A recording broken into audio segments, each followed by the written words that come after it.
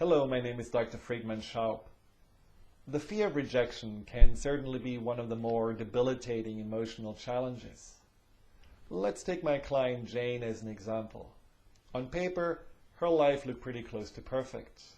She had an adoring husband, 2 healthy, well-adjusted children, a beautiful home, and a well-paying job. So everything was set up for her to enjoy life and be happy. But her internal world was completely different. There she was constantly struggling with anxieties, worries, and self-doubt. In the mornings, she was already wondering what she should wear to not get judged by the other moms that she would meet when she was dropping off her children at school. At work, she always wondered what her colleagues were thinking, whether she had said something upsetting or stupid, or whether she had forgotten a birthday. And when some of her colleagues went for lunch without asking her, she usually felt deeply rejected and upset. And even at home, she didn't really dare to speak with her husband about her insecurities and anxieties out of the fear that he would lose respect and interest for her. Jane's world became more and more challenging and more lonely. I can imagine that you can relate to some of Jane's struggles. What have you been doing out of the fear of rejection? Maybe you've become a pleaser, wanting to make sure that everyone likes you.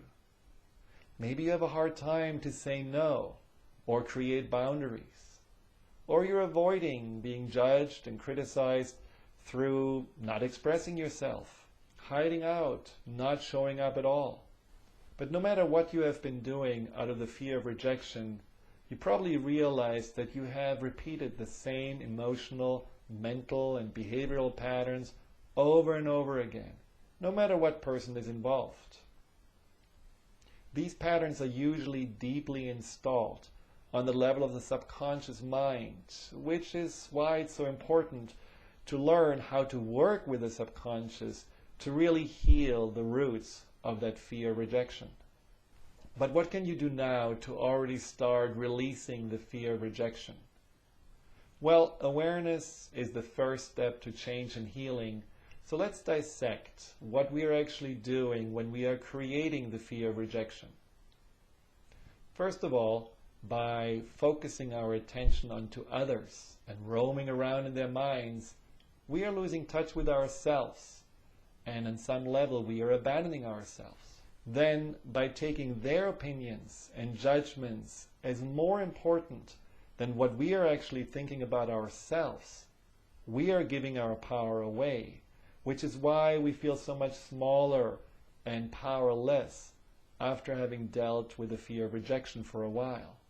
If you would be a race car driver and very confident about your skills, if somebody is honking their horns at you in traffic, would you really take it personally? Or would you just say, oh, poor person, he or she is probably just late for work and frustrated? If you had a solid foundation of confidence and self-worth, would you still worry about what other people are thinking?